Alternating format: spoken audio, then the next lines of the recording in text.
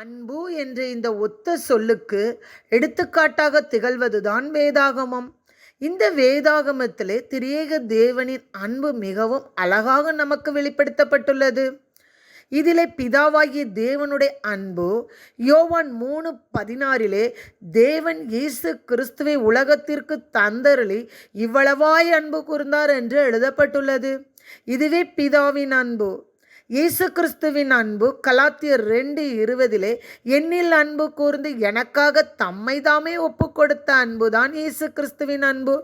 கலாத்தியர் 15:32 ஆவியானவருடைய அன்பு என்று எழுதப்பட்டுள்ளதே.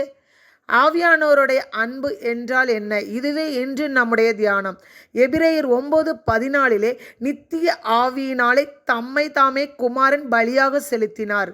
ஆவியானவர் மூலமாகவே இந்த கல்வாரியின் அன்பு வெளிப்படுகிறது. இதுவே திரியேக தேவனின் அன்பு.